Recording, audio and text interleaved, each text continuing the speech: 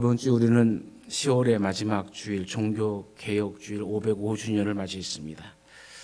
저는 한국 사회와 교회가 개혁되어지고 갱신되어지길 기도합니다. 그러기 위해서는 나 자신부터 철저히 회개하고 또 변화되기 위해서 노력을 해야 합니다. 마르틴 루터가 천주교의 잘못된 것을 바로잡기 위해서 비텐베르크 성에 95개의 조항의 포고문을 붙인 날이 10월 31일입니다. 그 중에 한 가지만 말씀드리면 중세 로마는 성인 숭배를 하였습니다.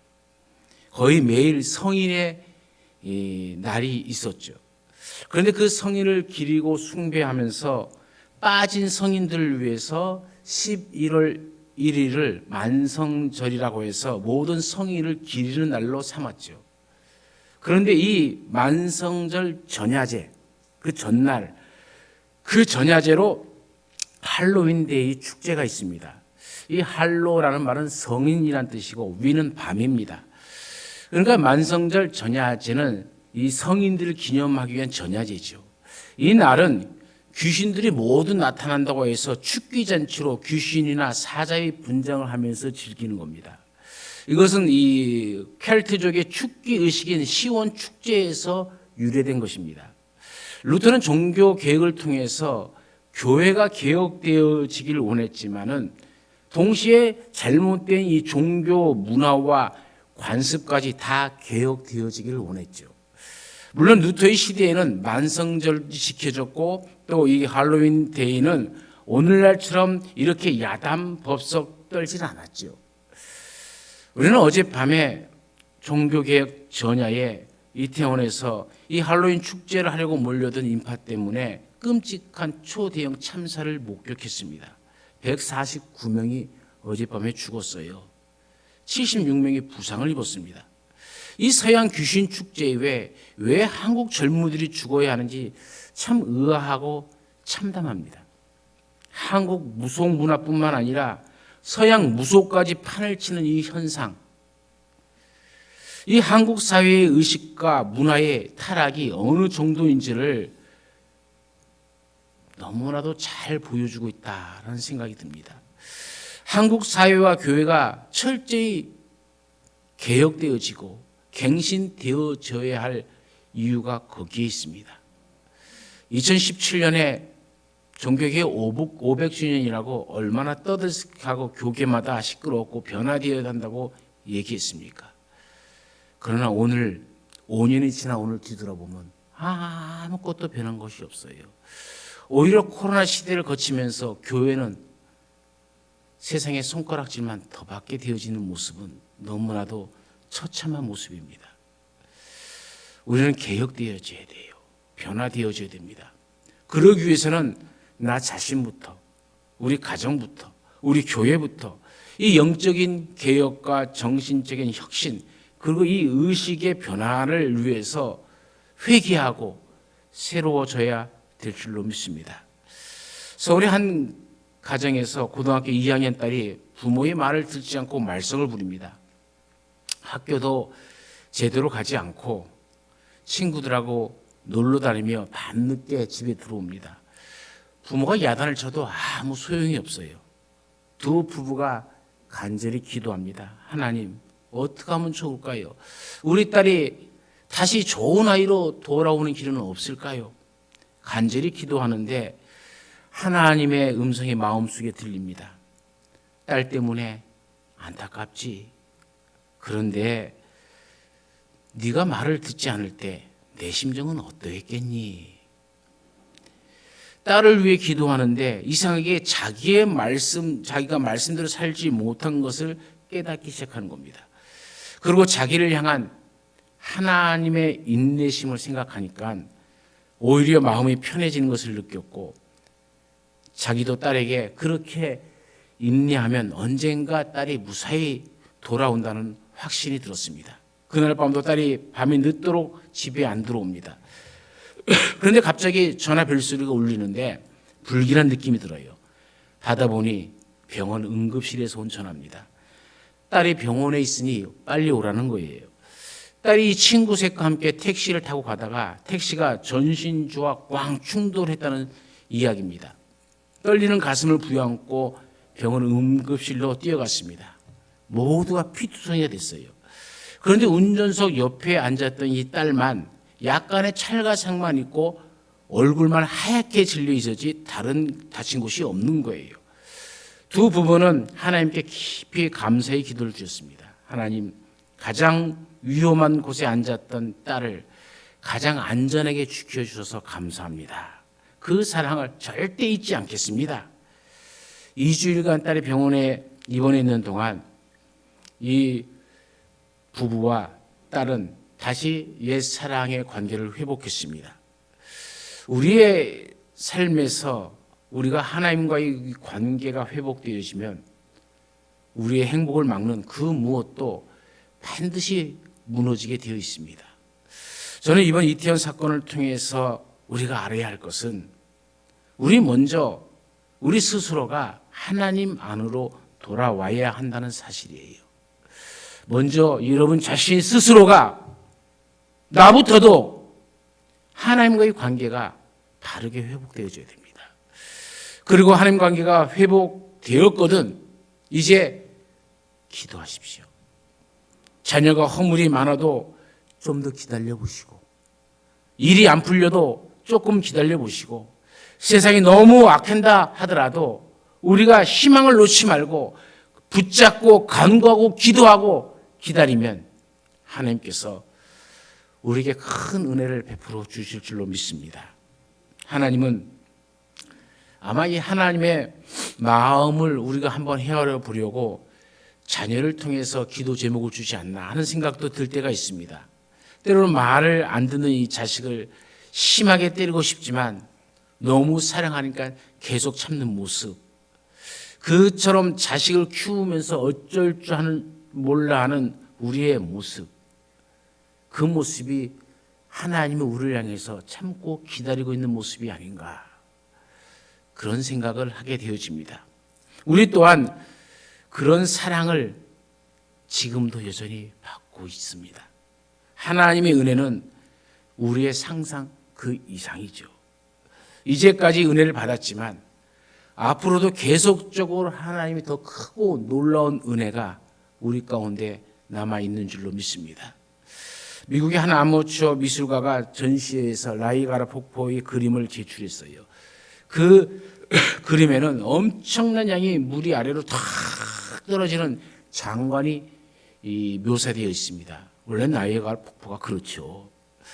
그런데 그 그림이 중요한 것이 아니라 그 그림 아래에 써 있는 글이 더 중요해요. 뭐라고 써 있냐면은 더 많은 물이 밀려오고 있습니다 라는 말이에요. 그렇게 나이아가라 폭포가 끝없이 엄청난 양의 물을 아래로 흘러 보내내리고 있는데 하나님의 은혜는 그것으로 그치는 거 아니라 우리에게 그 폭포수처럼 주셨고 앞으로도 더 많은 물과 더 많은 은혜가 우리에게 밀려오고 있다는 얘기죠. 우리를 향한 하나님의 은혜가 이처럼 놀랍습니다. 그 은혜가 우리가 사는 길입니다. 하나님의 은혜는 이미 넘치도록 있습니다. 중요한 것은 그 은혜를 깨닫고 사는 것이죠. 그 은혜를 깨닫고 살면 우리의 삶은 항상 생동감이 넘치고 행복이 항상 가까이에 있는 겁니다. 바울의 일생 능력 있는 삶을 살 수 있었던 것은 그 은혜를 깨닫고 살았기 때문입니다. 오늘 본문 12절을 보십시오. 바울은 예수님을 뭐라고 표현하냐면 나를 능하게 하신 예수님이라고 합니다. 14절 말씀에는 바울은 주님의 은혜가 넘치도록 풍성했다라고 말합니다. 하나님은 바울에게 사명을 주시고 그 사명을 감당할 수 있는 능력과 은혜도 주셨습니다. 마찬가지로 하나님은 우리에게 사명을 주실 때에 그 사명을 감당할 수 있는 힘도 주실 줄로 믿습니다. 이런 남편이나 친구에게 전도하고 싶을 때 너무 주저하지 말고 전도해 보십시오. 하나님께서 그 일로 우리를 부르셨다면 반드시 그 일을 할 수 있는 힘도 주실 것입니다. 설교 중에 뒤에서 떠들면 안 됩니다. 장로님, 집사님, 설교 중에 떠들면 제가 뭐라고 설교합니까? 얘기하려면 나가서 얘기하셔야죠. 다른 사람들이 지금 다 장로님하고 집사님이 쳐다보잖아요.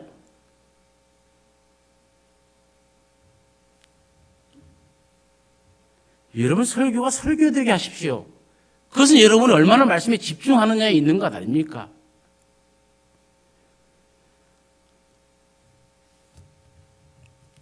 우리에게 하나님이 어떤 직분을 주셨다면 그 직분을 감사히, 그리고 충성되이 잘 감당할 수 있게 기쁜 마음으로 감당해야 됩니다. 특히 위의 선자들은 더 조심해야 되는 것이죠. 목사는 목사에게 더 조심해야 되는 것 아니겠습니까? 목사가 세상 사람들과 똑같이 살게 되어진다면 세상 사람들이 뭐라고 얘기하겠습니까? 저게 목사야 그러죠. 저런 교회 내가 왜 나가? 그럽니다. 제가 예전에 있었던 교회에서 전도를 하니까 아무개 장로가 그 교회 다니죠. 예, 열심히 다니고 있습니다. 그랬더니 그 인간 있는 동안 난 교회 안 나갑니다. 왜요? 그랬더니 목사님이 오신 지 얼마 안 돼서 모르는데 그 인간이 어떤 인간인 줄 아십니까? 하면서 욕을 해야 되는데 차마 민망해서 제가 그 자리에 있지 못했습니다. 여러분, 직분은 거룩한 겁니다. 그 직분, 거룩한 직분을 우리 스스로가 욕되게 한다는 것은 하나님을 욕되게 하는 겁니다. 하나님께서 우리가 할 수 없는 일을 하도록 부르신 것이 아닙니다. 할 수 없는 일을 하게끔 우리에게 명령하지 않습니다. 여러분, 조그만 다윗이 거대한 골리앗 앞에 서도록 부르신 것처럼 엘리야를 아왕 앞에 서도록 부르시고 다니엘을 사자 앞에 서도록 부르신 것처럼 우리가 하나님의 능력의 팔 안에 있을 때 우리는 결코 실패하는 일이 없게 되어집니다. 여러분, 신앙생활 잘하는 방법을 하나 알려드리자면 최소한의 직분을 받으시고 그 직분에 감사하며 최선을 다하십시오. 아무리 어려운 여건이라도 마음만 먹으면 누구나 한 가지씩 일은 할 수가 있습니다. 누구나 교회에 봉사할 수 있고 누구나 이웃에게 봉사할 수 있습니다. 못한다고 여러분 속단하지 마십시오. 누구든지 한 가지 일은 할 수 있는 그 정도의 힘이 있습니다. 한 가지라도 그 직분을 맡아서 같이 하다 보면 신앙도 금방 잘하게 되어지는 것이죠. 그런데 교회 일에 참여하다 보면은 안타까운 일, 그리고 또 어려운 순간도 당하게 되어집니다. 그 순간을 잘 극복하고 승리하려면 직분을 맡은 자에게 꼭 필요한 자세가 있습니다. 그 자세가 무엇일까요? 오늘 본문을 통해서 세 가지만 같이 생각해 보도록 하겠습니다. 첫 번째는 충성스러운 자세가 있어야 됩니다. 오늘 본문 12절에 하나님께서 사도 바울에게 직분을 맡기신 이유에 대해서 그를 충성스럽게 여기셨다라고 얘기합니다. 교회에서 일할 때 유능함이 도움이 되긴 하지만 그것이 중요한 것은 아닙니다. 가장 중요한 것은 충성하는 자세입니다. 그 자세만 있으면 조금 부족해도 괜찮습니다. 조금 못해도 괜찮습니다. 일하다가, 교회 일하다가 조금 사고 나도 괜찮습니다. 중요한 거는 충성스러운 자세죠. 태도입니다. 사실 주님은 능력이 많으신 분이기 때문에 우리의 능력을 보시지 않을 것은 당연한 것이죠. 부족한 그대로 나와도 충성 한 가지만 있으면 하나님께서는 참으로 기뻐하십니다. 여러분, 교회 생활을 하면서 힘들어도 끝까지 충성하시고 여러분의 봉사와 헌신을 포기하지 마십시오. 때로는 열심히 봉사해도 오히려 봉사를 받는 사람으로부터 원망을 듣기도 합니다. 그래도 포기해서는 안 됩니다. 원망을 들어도 나는 결코 포기하지 않는다 하면 나아가면 결국 이기게 되어집니다. 사실 힘들 때 포기하는 것보다 쉬운 방법이 없죠. 그러나 그 유혹을 이겨야 됩니다. 직장 생활을 할 때에도 힘들면 사표를 씁니다. 사표를 쓰는 것보다 더 쉬운 해결 방법은 없습니다. 그래? 그만두면 될 것 아니야 하면 사표 쓰면 끝나요. 그러나 그것은 좋은 해결 방법이 아니죠. 좋은 해결 방법은 먼저 십자가를 생각하는 거예요. 십자가가 없는 문제 해결을 바라지 말고 포기하지 말고 계속 봉사하며 나아가면 그 문제가 아무것도 아닌 것이 될 수 있다는 겁니다. 무슨 이유든 포기는 항상 잃은 겁니다. 이론이 필요 없고 계산도 필요 없습니다. 어쨌든 간에 우리의 삶에 포기가 없을수록 성공이 가까워진 겁니다. 두 번째는 흔들리지 말고 기도하십시오. 조금 내 뜻대로 안 된다고 기도를 포기하면 안 됩니다. 우리가 욕심 없이 기도하면 하나님께서는 반드시 그 기도한 만큼 우리에게 은혜를 베풀어 주실 줄로 믿습니다.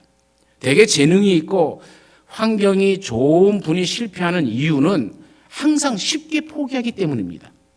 대부분의 실패는 진짜 실패한 것이 아니라 도중에 포기하니까 실패로 끝나는 것이죠. 그러므로 포기가 실패이고 그 중에서도 가장 큰 실패는 기도와 봉사를 포기하는 것입니다.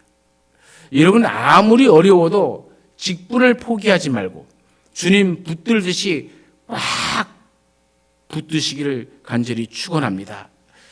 그런데 요새를 보면은 조금만 힘들어도 직분을 포기해버립니다. 충성스러운 일꾼이 참 적은 시대입니다. 조금만 힘들면 나가 떨어지고 조금만 마음에 안 들면 나가 떨어지고 배반의 길로 가버립니다. 꾸준함도 성실함도 없습니다. 문명은 점차 발달하지만 사람의 품격은 점점 더 떨어집니다. 사실 인간처럼 배반을 잘하는 존재가 있을까요? 이 문제는 아주 심각한 문제입니다. 어느 해 여름 복날에 한 주인이 키우던 개를 묶어 들판으로 끌고 갔습니다. 개는 두들겨 패야 고기질이 좋다는 말을 듣고 주인은 개를 두들겨 패기 시작합니다. 놀란 개가 날뛰다가 묶였던 끈이 풀어져서 주인한테 맞아 죽지 않으려고 도망을 쳐버렸습니다. 주인은 이 개놈이 어디로 도망쳤을까 하고 궁금해하며 집으로 돌아와 보니까는 개가 벌써 집에 와 있는 거예요. 그리고 자기를 죽으라고 때린 그 주인을 향해서 꼬리를 흔들면서 팔짝팔짝 뛰는 겁니다. 좋다고. 그 모습을 보고 주인은 개를 꼭 껴안고 다시는 내가 개고기를 먹지 않으리라. 내가 앞으로 이렇게 충성스러운 개고기를 다시 먹으면 개자식이다. 그런 다짐을 했답니다. 여러분 조금 힘들다고 달아나지 말고 좋은 말과 좋은 행동으로 충성을 보여주십시오. 그런데 어떤 분은 생각으로만 충성합니다. 그러나 진짜 충성은 말과 행동으로 나타내야 됩니다.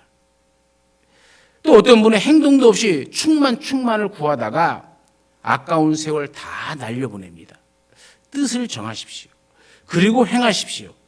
나가서 복음 전하고 뜨겁게 사랑하고 죽도록 충성하면 반드시 충만해질 것입니다. 교회에서 직분을 맡은 사람은 협력하는 사람입니다. 충성을 다해 협력하십시오. 내 이익을 따지지 말고 충성하십시오.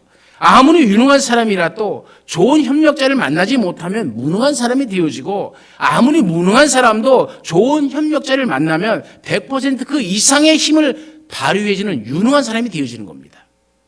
우리가 각각 맡은 직분에 충성하면 우리 교회는 진정 능력 있는 그런 교회가 될 것입니다. 여러분이 어디 나가서 욕먹으면 형국 교회가 욕먹는 겁니다.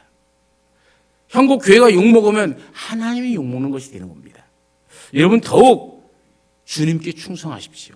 교회에 충성하고 그 충성하는 분을 보았다면 그들을 힘껏 도우십시오. 이 충성이란 원래 사람의 칭찬을 너무 기대하지 않을 때에 진짜 충성할 수 있죠. 사람이 왜 낙심합니까? 사람의 말을 기대하기 때문에 그래요. 내가 이만큼 기대했으면 잘했다고 누가 얘기해 주겠지? 하는데 아무도 잘했다고 하는 사람이 없어요. 이 정도 했으면 나 뭐 권사 시켜주겠지? 안수시사 시켜주겠지? 장로 시켜주겠지? 하는데 투표를 하는데 표가 안 나와요. 사람을 의지하다 보니까 낙심하고 실망합니다. 사람의 칭찬에 너무 기대하지 말라는 겁니다. 진짜 우리가 기대해야 할 것은 하나님의 나라에 이르렀을 때에 하나님께서 나에게 뭐라고 말씀하실까? 그것 아닙니까? 우리가 기대해야 될 것은 하나님이 우리에게 말씀하시는 착하고 충성된 종이구나. 그 말씀 아니겠습니까?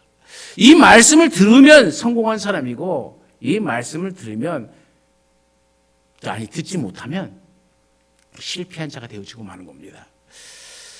충성한 사람에게 서로 격려할 때 우리 교회는 하나님께 칭찬받는 교회가 될 줄로 믿습니다.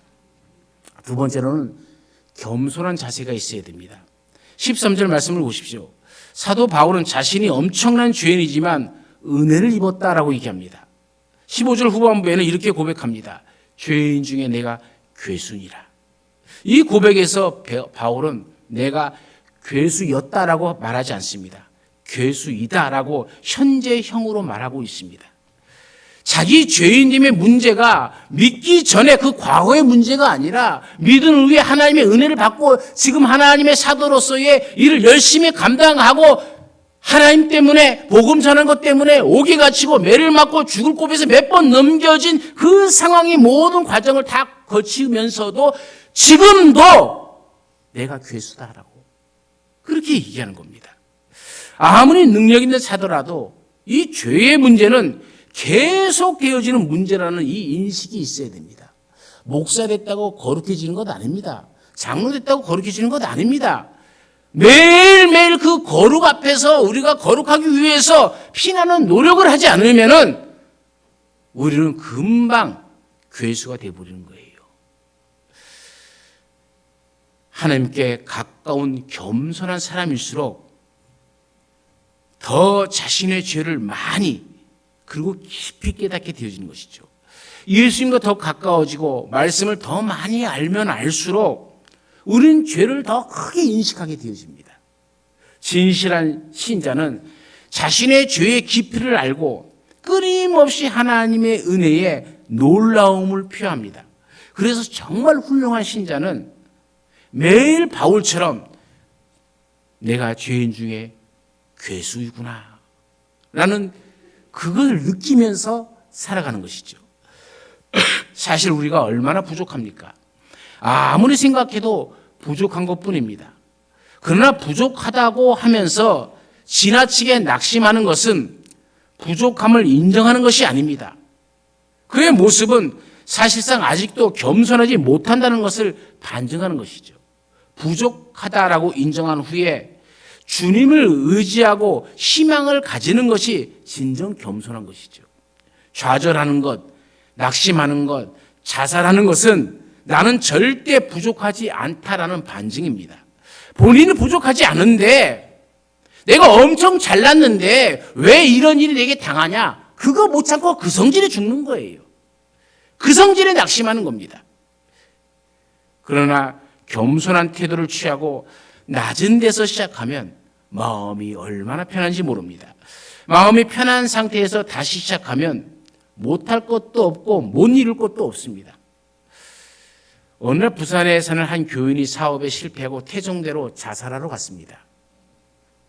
가보니까 그곳에서 뛰어내리면 하나님께 죄송하고 또 몸이 너무 아플 것도 같아요. 그래 탁 떨어질 것 같고 죽으면 괜찮은데 많이 또 살아나면 그 온몸이 아파갖고 병원에 입원하고 이거 생각하니까는 이 고민이 갑자기 많아지는 거예요. 그 자살 바위에서 밑을 쳐다보는데 하나님께서 이렇게 말씀하시는 것 같아요. 네가 원하는 것이 무엇이지? 돈이냐? 돈이 그렇게도 좋으냐?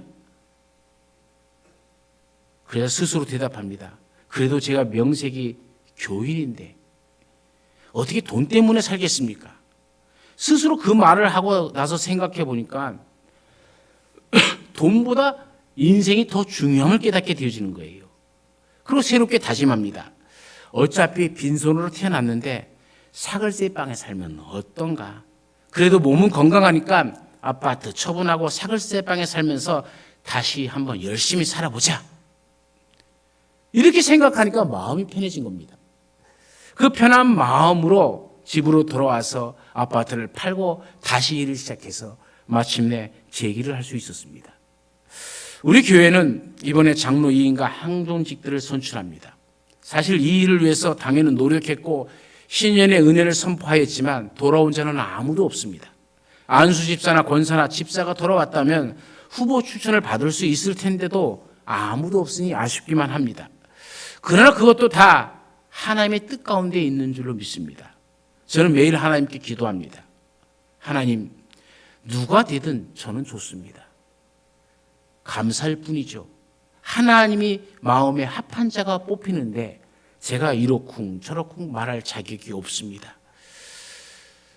그를 통해서 일하시고자 하는 뜻이 분명히 있는 줄로 믿습니다. 그러나 한 명도 안 뽑혀도 감사할 뿐입니다. 하나님의 때가 아닌 줄 알고 더 기도하고 더 겸손하게 주를 섬겼으면 좋겠습니다.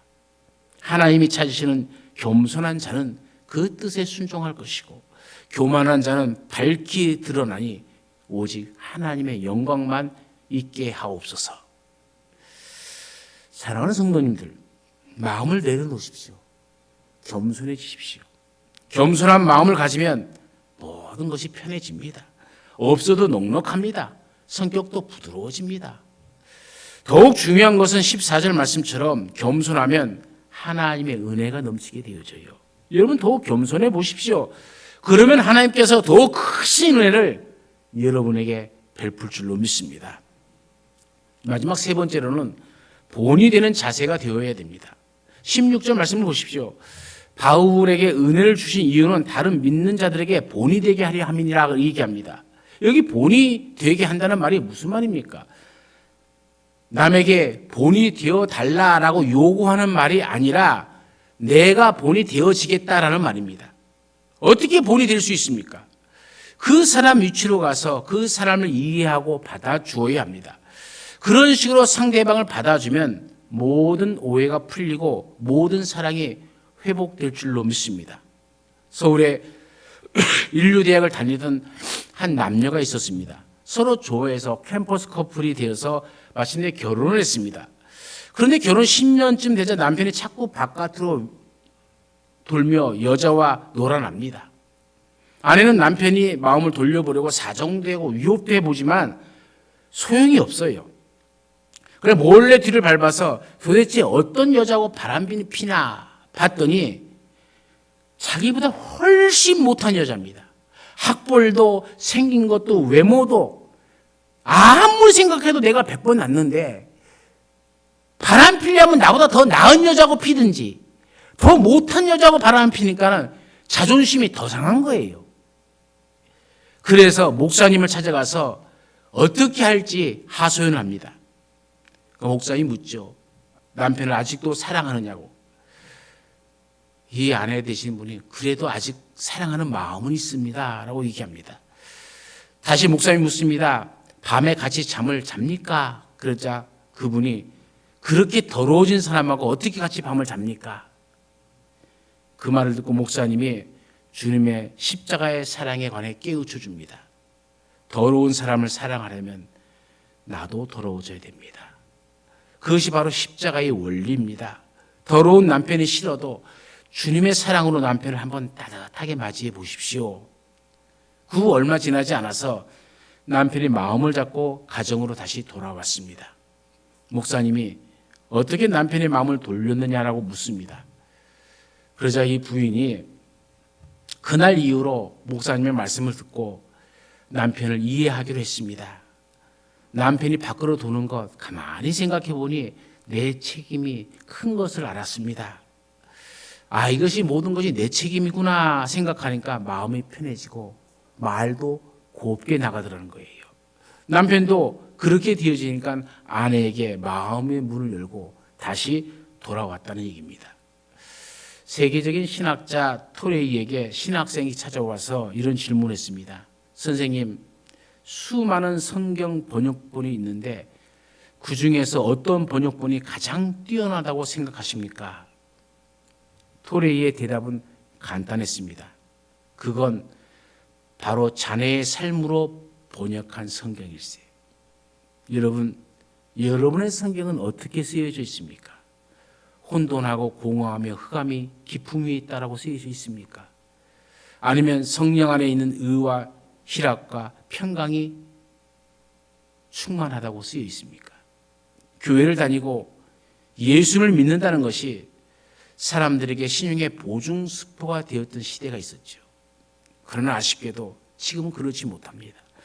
정말로 우리가 주님의 은혜를 깨달았다면 그 변화가 삶의 행동과 열매로 나타내야 됩니다. 본이 된다는 것은 남의 변화를 원하는 것이 아니라 나의 변화를 인식하는 겁니다. 나의 변화를 인식하면서 내가 죄인의 위치로 내려갈 때 진정한 사랑이 나오게 되어지는 것이고, 의인의 자리에 서서 죄인에게 말로만 사랑한다라고 하는 것이 아니라, 사랑은 사랑의 대상을 찾는 것이 아니라 사랑의 대상을 만들어가는 겁니다. 죄인을 사랑하면 주님이 그렇게 하신 것처럼 죄인의 위치에 같이 설 줄 알아야 되는 것이죠. 어려운 사람을 보면 어려운 사람의 위치에 서서 실제적으로 도움의 손길을 펴야 합니다. 그처럼 우리가 서로 남의 위치에 서줄 때 우리들은 더 아름다운 존재가 될 것입니다. 우리는 이 땅에 그냥 태어난 존재가 아닙니다. 하나님이 사명 주어서 보낸 존재들입니다. 그런 사명감을 가지고 좋은 세상을 찾아다니기보다는 좋은 세상으로 변화시키려고 하고, 좋은 사람만 찾아다니기보다는 만나는 사람을 좋은 사람으로 변화시키려고 내 스스로가 먼저 변화되어져야 되죠. 그래서 우리도 요셉처럼 가는 곳마다 그곳을 변화시키고, 요셉이 가는 곳마다 복을 몰고 다닌 것처럼 우리가 가는 곳마다 복이 되어지고, 결국 천하 만민이 믿는 나를 통해서 복을 받게 하는 그 위대하고 원대한 꿈을 우리가 가져야 합니다. 그런 꿈을 가지고 주님의 사랑을 실천하며 큰 복을 예비하며 사시는 우리의 삶이 되어지길 간절히 축원합니다. 언제나 우리 가운데 함께 하신 하나님, 우리를 예배자로 부르셨고 예배하는 자를 찾으시는 하나님께서는 언제나 우리와 함께 하실 줄로 믿습니다. 우리를 충성되이 여기셔서 귀한 직분을 주셨는데 나는 그 직분을 잘 감당하고 있는지, 그 직분을 나는 얼마나 사랑하고 있는지 다시 뒤돌아보며 회개합니다. 주님 언제 오실지 모르지만 지금 오신다면 우리가 주님 앞에 내놓을 것이 무엇이 있을까?